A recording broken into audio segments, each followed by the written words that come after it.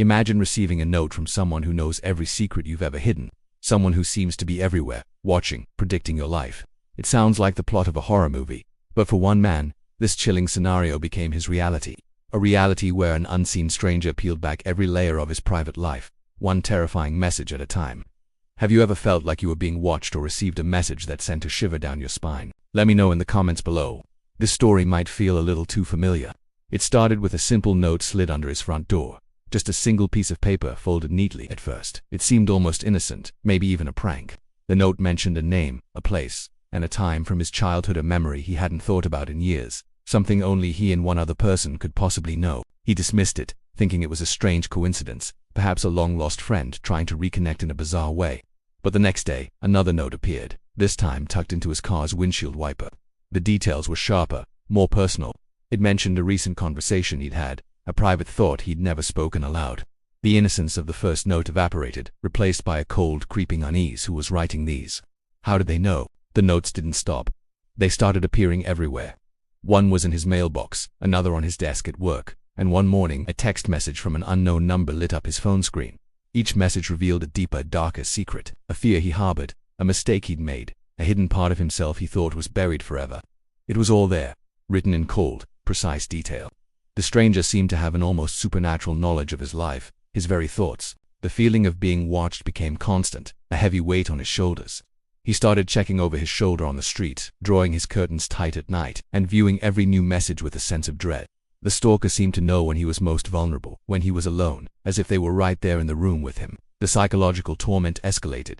The notes became more than just recitations of his past. They started to predict his future. A note would arrive in the morning saying, "You'll miss your train today," and sure enough, a sudden delay would cause him to be late. Another message read, "Don't trust the man in the brown coat." Later that day, a stranger in a brown coat would approach him, asking for directions with an unsettling smile. It felt like his life was no longer his own. He was a character in a script written by an invisible author. The paranoia was all-consuming. He began to question his own sanity. Was he imagining it? Was someone playing an elaborate, cruel joke? He changed his routines, took different routes to work, and even disconnected his social media, trying to erase his digital footprint. But it was no use. The messages always found him. One evening, after a particularly grueling day of looking over his shoulder, he came home to find his apartment door unlocked. His heart pounded in his chest. He cautiously stepped inside, every sense on high alert. Nothing seemed out of place. Nothing was stolen. He let out a sigh of relief, but then he saw it. On his kitchen table, a single, freshly written note lay waiting for him. His blood ran cold. The stranger had been inside his home. The message was short, just a few words that shattered his remaining sense of security. It simply read, "I know what you're thinking right now." He froze, his mind racing. What was he thinking? He was thinking about running, about disappearing. And in that moment of pure terror, he understood. There was no escape. He realized this wasn't a prank, this wasn't a joke, this was something far more sinister. Someone, or something, was always one step ahead, orchestrating his life with terrifying precision. They were predicting his movements, anticipating his actions, and perhaps planning something far worse. The line between observer and predator had been crossed. He felt like a mouse in a maze, with the maze maker watching his every turn, enjoying his fear. He frantically searched his apartment for hidden cameras, for listening devices, for any clue as to how they were doing this. He found nothing. The lack of evidence was almost more frightening than finding a camera. It meant the stranger's methods were beyond his comprehension, making them seem all-powerful, almost godlike in their omniscience. He went to the police, but they were skeptical. Without any direct threats or physical evidence of a crime, their hands were tied. To them it sounded like a strange but harmless prank. "Maybe you have an enemy," one officer suggested, "someone who knows you well." But he had no enemies, not like this. The notes weren't angry or vengeful, they were clinical, detached, like a scientist observing a specimen. The feeling of helplessness was suffocating.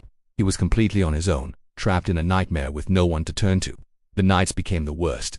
Every creak of the floorboards, every rustle of leaves outside his window, sent a jolt of fear through him. He would sit in the dark, staring at the door, just waiting for the next note, the next knock, the next sign that he was not alone. The final note he received arrived differently. It wasn't slid under his door or left on his car. It appeared as a notification on his locked phone screen, from an unidentifiable source. The screen lit up the darkroom, and he braced himself for another secret to be exposed. But this time, the message was almost blank.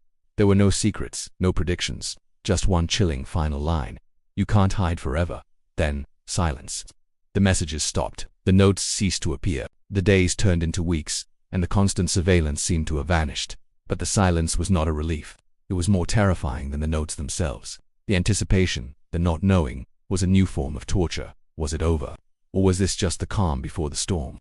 What would you do if you were in his shoes? If someone knew your deepest, most hidden secrets and proved they could get to you anytime, anywhere? The man in this story was never physically harmed, but the psychological scars remain. He lives in a state of perpetual uncertainty, forever looking over his shoulder, wondering if and when his tormentor will return. This story serves as a chilling reminder that in our hyper-connected world, privacy is more fragile than we think. What are your thoughts on this? Have you ever experienced anything that made you question your own safety and sanity? Share your stories and theories in the comments below. I'm fascinated to hear what you think. Thank you for joining me on this journey into the unknown. If you enjoy chilling mysteries and true stories that make you think, be sure to hit that like button and subscribe to the channel for more content every week. We post new videos daily, so you won't want to miss what's coming next. And if you want to dive deeper into real-life cases of mysterious messages and unsolved stalkings, check out the link in the description. Stay safe, and always be aware of the shadows.